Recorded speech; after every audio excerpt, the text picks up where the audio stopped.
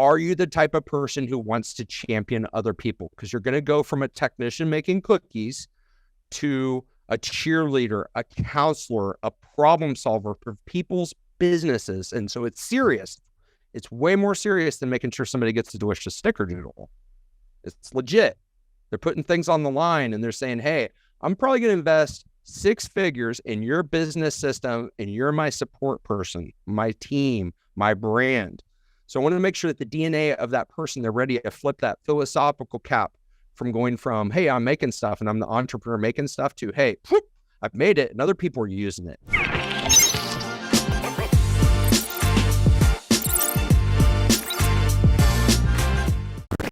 Hey everyone, this is Mark DeGrasse, the president of Digital Marketer, and this is the podcast that keeps you up to date on everything you need to know when it comes to digital marketing, from the platforms you should be focused on to the kind of techniques and tools that are working today. Today, our guest is Kevin Oldham, the CEO of Diffactory, and also the podcast host for Franchise My Business. And he's a franchise owner 3 times over. Is that right, Kevin?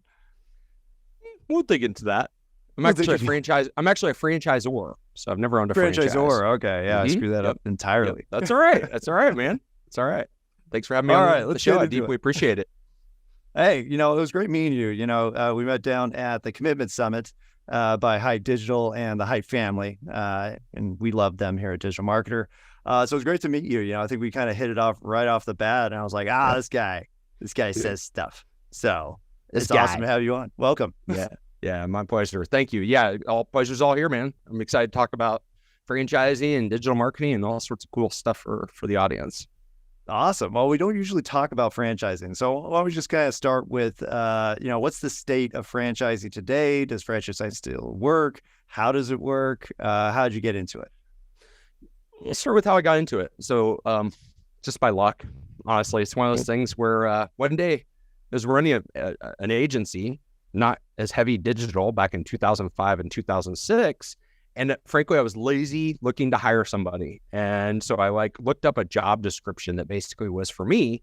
And I found a job that was super curious because I'm like, this is me. So I actually applied and I got the job, and it was for a franchisor of real estate offices.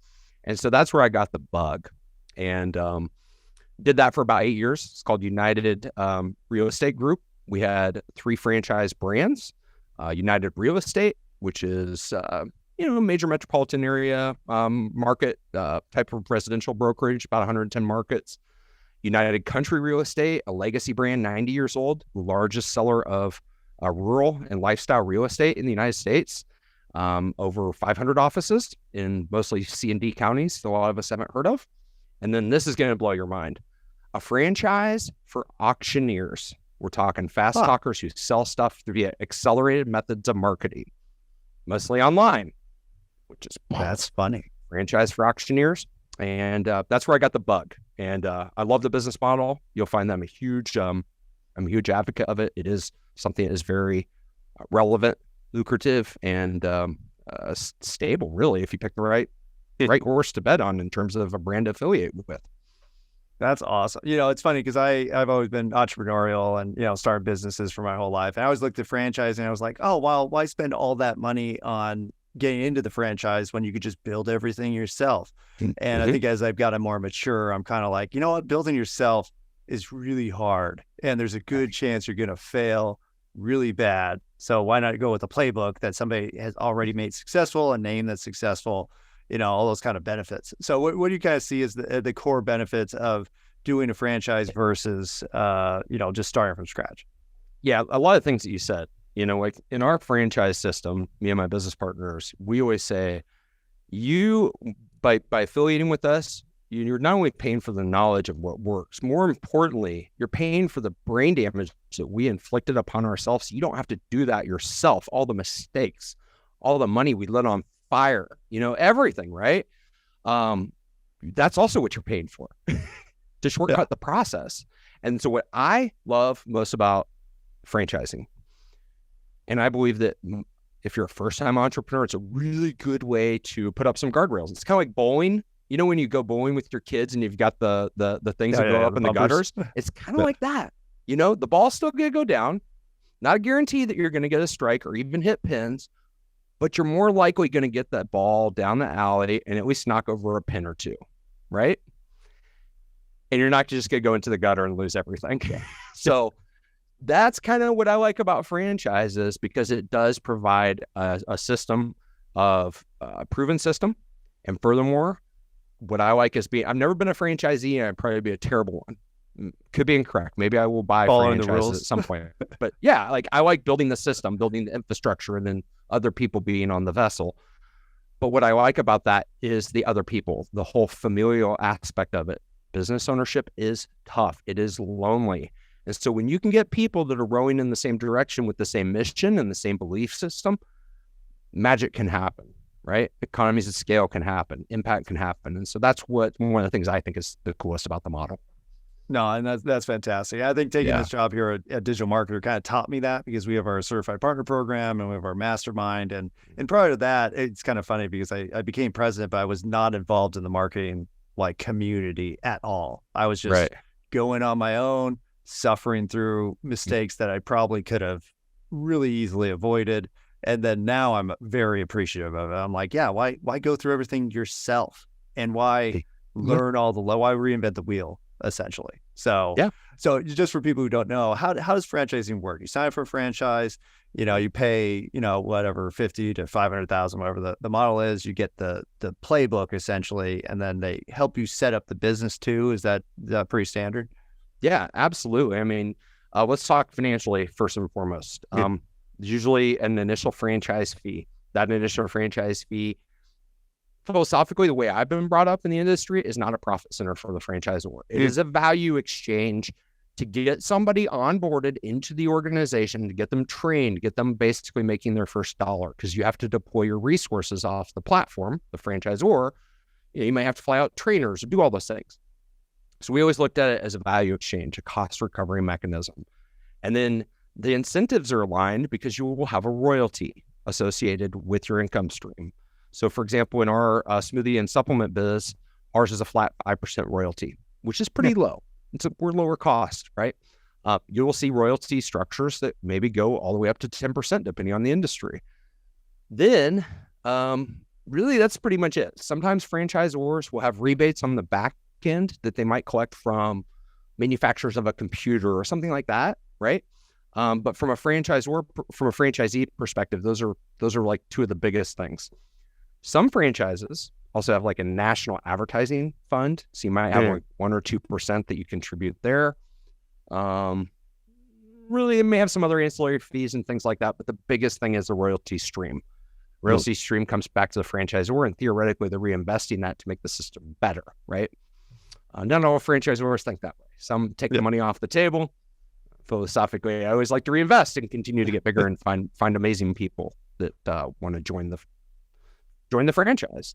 So that's kind of how it works. And it's not complicated. Like, incentives are aligned. When theoretically, if you picked a great franchisee, they're going to contribute to the enterprise value and rise, and all boats rise. And so that's what you want to do, is you want to try to award franchises to the very best, most qualified, and culturally aligned franchisees as well.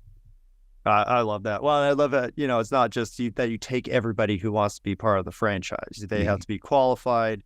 And it's kind of funny because it reminds me of the founder, the McDonald's story. Absolutely. 100%. And you totally realize that. He said, hey, I know the people who are going to run this well, and they're family people, and they have kids, and it's usually a couple that's doing it, and so on and so forth. And Chick-fil-A actually has a similar model where they're like, I think they make you actually work in another franchise from the bottom level up. And I was like, oh, that's awesome. I have on the books a Chick-fil-A franchisee on the books that's going to be on our show, but I already know his playbook because he owns it in my local community. And I remember him telling me, he's like, I was somewhere near the border, like, and he's from Kansas City where we are. He was somewhere, I think he was in Arizona, wearing a cow suit, just melting, right? And he's asking his God, he's like, is this what I'm supposed to be doing? Are you kidding me? I'm away from my family. And then the phone rings and they gave him an opportunity to open one in his hometown. Wow. But he did the work. Like, you can't just go buy a Chick-fil-A franchise. You have to earn it. You have to earn it. You have to earn it. Well, I love that because the best franchises are like that. And you do see bad franchises out there too, where you're like, man, this thing, wow, I hate to say it, but I dealt with one recently where we hired a cleaning company and it was kind of like, they're not cleaning anything. Like, what's going on? And then we had to talk to the franchise owner, and then we had to talk to, all these different people. I'm like, who's actually doing the work here? So I think that's a good thing people realize, though, is that there are good franchises and there are less good franchises. And so for people thinking about it, how can someone who goes to, say, one of those franchise fairs where they just have all the booths, how do you know which ones are good? That's tough, man, because there are so many choices. I mean, there really, really are, and if you think about buying a business opportunity, I'm going to say it's more significant than buying your home. I'm just going to say more. That's the biggest, it may not be the most expensive purchase you make. Chances are it's probably not more than your house, depending on what the franchise is, but it is dramatically more impactful in your life. It is a bigger financial decision, more so just the initial capital outlay. And so my advice is first of all, find something you're interested in. For me, there's a lot of industries that would be a heck no, because I have no interest to be involved in those industries. I'm not curious about them. I don't care. So find something that's in alignment with you as a person. You don't have to love the business. Chances are you're going to buy multiple of these, have an operator who's going to be doing it, and hopefully ascend to just being an owner. That's step one. Step two, look at macroeconomic conditions and things like that. If you're a futurist, think about what the world could look like in a decade, because some of these franchises are 10-year agreements. Some of them are, in some cases, 20, 30 years. It's scary. A lot can change. And then the third thing is, once you pick some, the best thing to do is go talk to existing franchisees, as many as possible. And that's part of the process when you're evaluating investing in a franchise. It's called validation calls. But you don't want to just call the ones that the franchisee gives you or franchisor gives you. You want to also call the ones that maybe are not their top performers and be like, hey, what is about your relationship with your franchisor that maybe isn't working out? And just do your due diligence, just like you would buying any other business. You just do the best that you can. And there are no guarantees. Business, there's not guarantees. But you can reduce the risk by just doing your research, just like any other biz op. That makes sense. Well, and for people who haven't bought a business before, it's hard. Actually, it's hard to sell a business too. It's a ton of work, the due diligence. A lot harder to sell a business than buy one. I think. Man. Yeah. Because I guess it depends how much you're giving away, I would say. That's true. That's true. I mean, if you're selling the majority of it, though, it's a little, a lot of due diligence, right? It's really tricky. Well, and I love the advice to actually talk to people who they don't advise you to talk to, because really you could do a quick, Google Maps search and be like, hey, this one has 2 stars. How's it going, buddy? Yeah. And you'll get a different answer. Absolutely. You'll get different answers. Hey everyone, I wanted to quickly interrupt the podcast for a special announcement. If you're listening to this podcast because you want to become a better marketer, then I want to share with you what I believe to be the most comprehensive digital marketing program on the market today. It's called the Digital Marketing Mastery Certification. You'll learn to leverage the tools and channels to predictably and profitably drive awareness, leads, sales, and referrals. Everything you need to know to become a true master of digital marketing. We'll take an in-depth look at the core digital marketing competencies, including content, email, social media, community, digital advertising, data and optimization, and more. After earning your digital marketing strategy certificate, you'll have the tools to effectively reach your target audience through a full scope marketing strategy. Get started today at digitalmarketer.com/strategy-cert. So in that regards, let's say that you do sign up for the wrong franchise. You're like, you know what? It turns out I'm not interested in scooping ice cream. It's terrible. I'm cold all the time. It's horrible. What's the process for saying, well, let's say it's not going well. How do people exit? Or let's say it is going well, but you just don't like it. How do they exit that way? It can be messy, and it depends on the franchise. It depends on the franchisor. Like when it comes to our system, we're small, we're family owned. I've got a business partner. Like, we're real cool to work with, and we will work with you, and we will probably give more than others because we care. Some of these bigger ones, if you're PE owned, some of them have a no shutdown type of rule. And so they're going to try and find a new operator for that location, right? So that they can continue to have good metrics. And then you'll find everything in between. Typically what will happen is you will find somebody else within the system who's interested in that asset. It could even be in a different market, right? But somebody who sees it as maybe somebody has a death in a family. Like, that's a very common thing. Divorce. These are other things that end up disrupting a franchise agreement. And we've seen these things happen. Deaths, divorces, all those things. You just have to work with your franchisor to figure out what they'll do and what they will not do. And a lot of that is dependent upon the who they're owned by. I'll be honest with you. And the size of the organization. If it's a big organization, a well-known brand, let's use Subway, they're just shutting some of them down. It's healthy for them too. Yeah.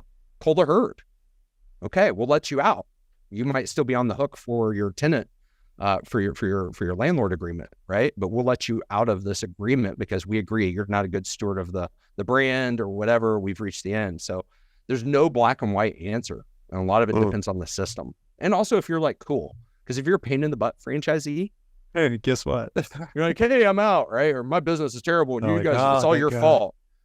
We're not going to be as inclined to be as helpful to somebody who's like, man, you know what? We tried a performance improvement process. It didn't work. We tried for 6 months in collaboration together, Z and Zor together, didn't work.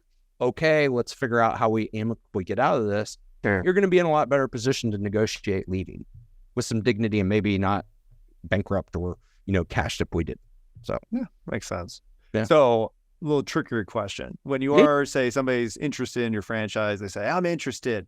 Is the person who has a lot of small business experience, like they've built businesses before or tried to build businesses, are they a better prospect for a franchise, or the person who's never done anything and wants to get into small business? Yes to both. Really? Because I don't think that's a determining factor. What I think is a determining factor is your personality type.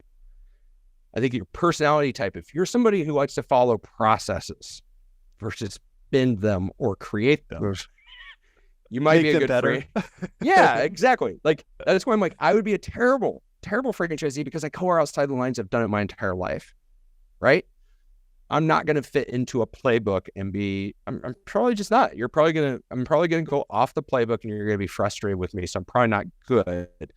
You could have a different Kevin who is less visionary, more operationally minded, an operator who will come in and be like, oh, cool, the playbook's here. I just need to get it up and going and then move to the next one and get it up and going. So I think it's more of a personality type. And then furthermore, if you're looking at just having one location, which nobody really makes a ton of bank off of one, like you want to have a portfolio of these locations, that's how you really make money as a franchisee, is you have a family of them. You've got a portfolio of assets, typically under the same brand. So you're kind of figuring out, there's not a lot of black and white answers here. Even though we're a highly regulated industry, we're regulated but by the FTC, but still black. It's still just like other business. It's not black and white. No, but there's less gray. I will say there's less gray than a startup. Less gray than starting a business from scratch, where it's like, I always think it's hilarious when you see stuff online. It's like, get ready to start your business. Let's form an LLC. And I'm like, no, go make money. See if you can make money. Step one. Yes. Money. Let's go get our business cards. Oh, God. Or design the brand. That's what I was doing. Everybody's like, oh, well, I paid you to design the brand and it's not making money. I'm like, that's not the same process. Building a thing. Yeah, no, it's like actually building something, right? So how do you kind of get the, set those expectations? Like, hey, because a lot of people think they're going to get in the franchise, I'm going to be a millionaire next year. And a lot of times it's a year, 2 years, 3 years down the line where they actually start making a profit.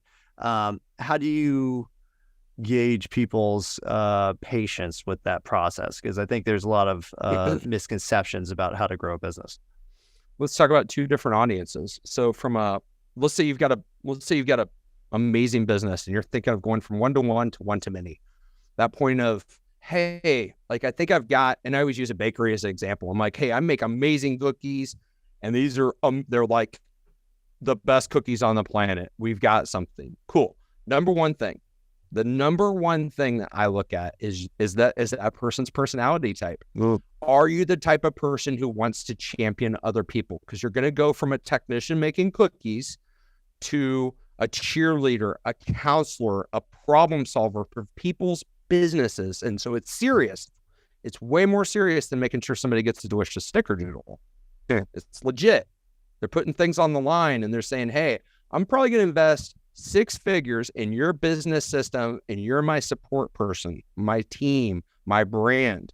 So I want to make sure that the DNA of that person, they're ready to flip that philosophical cap from going from, hey, I'm making stuff and I'm the entrepreneur making stuff to, hey, I've made it and other people are using it. I'm still making it and I'm still making it better, but I got to champion these other people. I've got to make that identity shift. Not everybody can do it. And I've seen systems crash and burn for that very reason. From a franchisee perspective, very similar thing. A lot of it comes down to personality.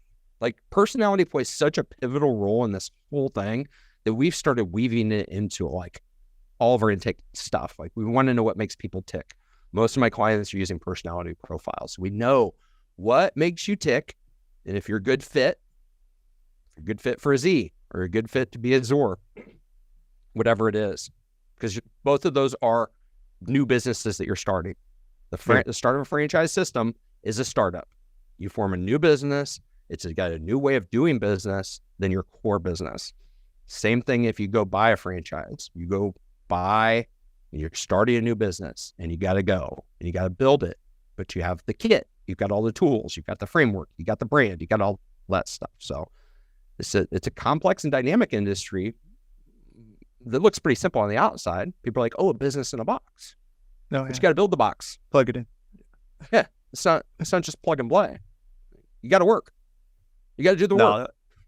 Well, I love the idea of switching the hats, because I think that's something that a lot of people struggle with, because they don't realize the process of management, where it's like, no, you are not the person doing everything. Actually, you can't do everything. It's super detrimental if you try to do everything. And that is something that a lot of people, once you face it, you realize, like, okay, am I a trusting person?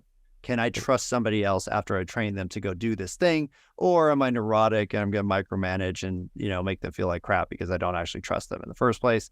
It's a skill set. So I could totally see how the personality would have a big factor on it. I was actually just watching Aviator with my son, Declan, and I was going through, like, I hadn't watched it in a while, and I was looking at Howard Hughes and his process that they portray. I'm like, this guy's a maniac. Like, how could somebody who is already rich be like, you know what, we're throwing it all into a movie, and then I'm going to pivot that into an aviation airline company? I'm like, this guy's a maniac. Like, there's no.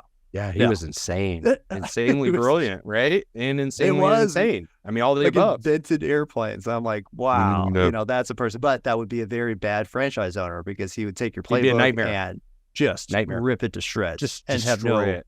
Yeah.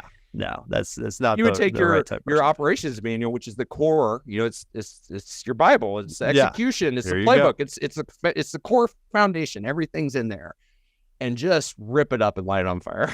Oh yeah, that's what Howard Hughes was happy about it. He'd be like, you know what, that was a great idea, but it's on fire. Yeah. One of the things I want to leave. I know we're kind of, I don't know what our timestamp is. I actually don't care. But Yale School of Management came out with a white paper. This is not it. This is an older one, but they came out with a white paper in, I think it was April of this year, and it was a case for exploring franchise ownership as post-MBA path. And it's an Ivy League school saying to their students, hey, this may be a path for you. So think about that. You go drop mid-6 figures on your education at Ivy League school, and they're saying, hey, maybe you should buy a McDonald's or a portfolio of Arby's or whatever, right? Whatever it is, whatever that business box is. I thought that was pretty profound research, because there's this dichotomy. I have a lot of startup friends. I did a lot of startup investing, back in the early 2010s. And in that circle, people are like, hey, people who buy a franchise aren't entrepreneurs. Dichotomy. And I'm like, actually, no. Not only are they entrepreneurs, they're just smart. And they're probably freaking way smarter than we are, because they're shortcutting the process. And if they can lay one up and then stack another one on top It's just like building a portfolio of rental houses or people that, build a snowball. And then you look back in 20 years and next thing you know, they're building huge corporate offices to manage their 600 franchises. No, Okay, and that's awesome. I think it's a transition, and I've actually seen this in all aspects of business. People transitioning from this kind of like really short time frames, like because when I was in school, I was in high school, and it was during right around the .com boom. I graduated, and so I was like, man, all I need to do is make a tech startup, and then I take it public, and then I sell my shares, and then I'm super rich, and blah blah blah. But it was always this get rich quick, get rich quick, get rich quick, and then you have people who have been trying to do that for a million years. They've been doing it for 20 years. And it's like, it's not working out. You need to stop thinking of tomorrow. And maybe you have to run a franchise for 5 years to figure out how business works. And that's fine. Are you making money? Yeah. Okay. You're doing good. Now you could just do it again. And now you can start your own franchise and blah, blah, blah, blah, blah. But I do think people are starting to transition. And that Yale report makes so much sense because it's like, no, you don't have to invent the next whatever, Apple or Nike or whatever. It's like, no, you are completely unqualified. You have no idea what you're doing. You have no experience doing what you think you like. And you don't even know if you're going to like it because you haven't done it before.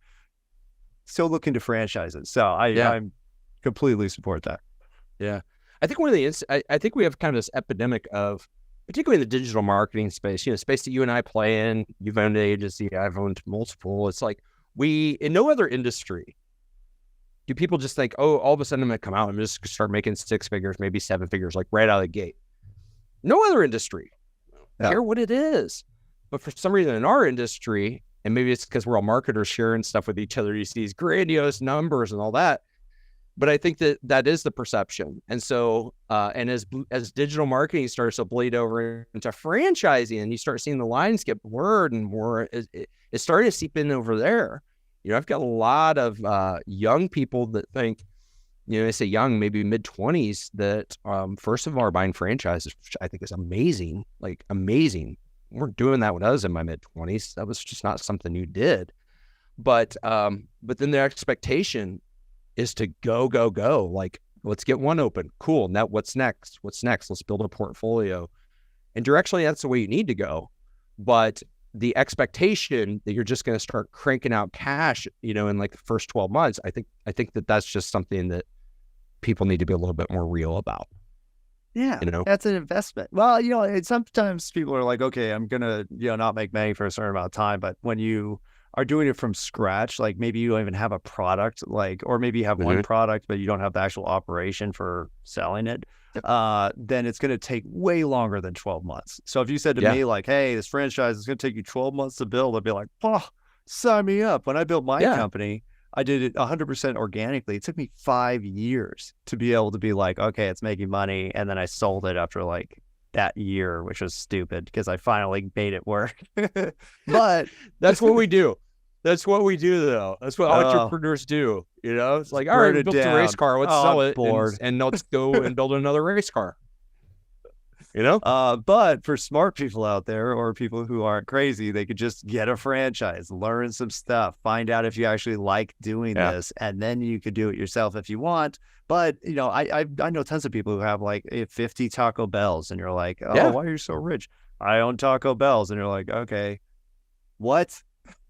Yeah, it's boring as hell. And guess what? It's predictable. Taco Bell's a great brand that's globally recognized. You didn't have to spend billions of dollars like they did. You just get to piggyback on their work. Yep.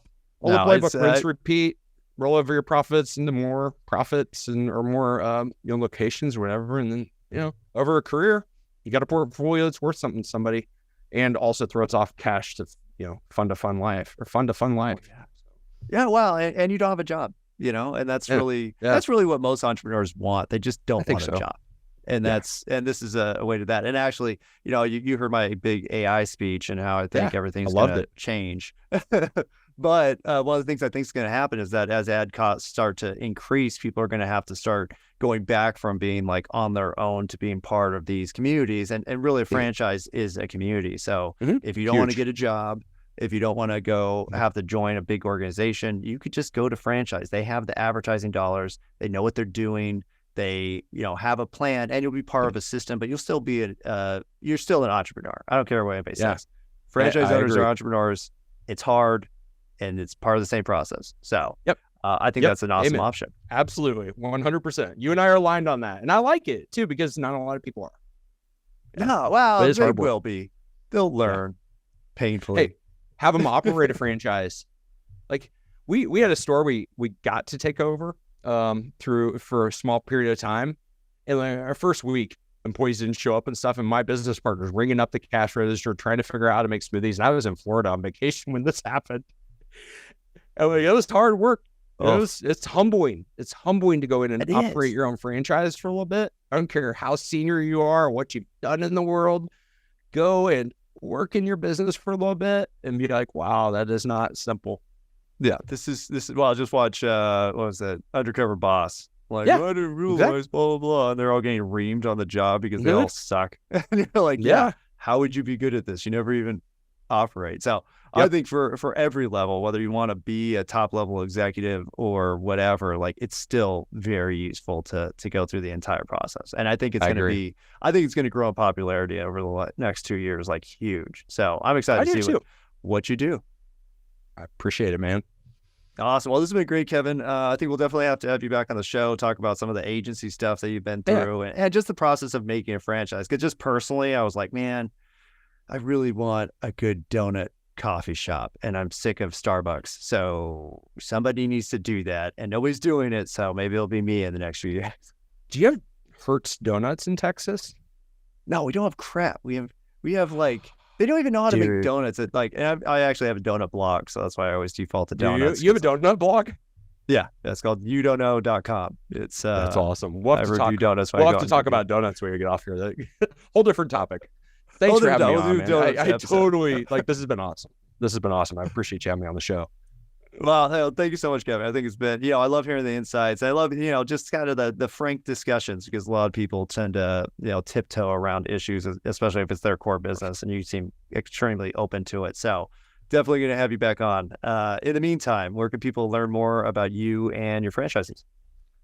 Best place is just go to Kevin Oldham, OLDHAM .live, because somebody has the .com and it's super annoying. So there you go. KevinOldham.live. Awesome. Well, thank you so much, Kevin. This has been a blast. And again, we'll have you on again soon to talk about more fun stuff. Sounds great. All right. Thank you so much for listening. Be sure to hit that follow button so you get notified when all of our new episodes release. Please share this with that friend who's clueless about digital marketing. And don't forget to visit digitalmarketer.com where you can access all of our courses, certifications, and training programs. Thanks again, everyone, and we'll see you next time.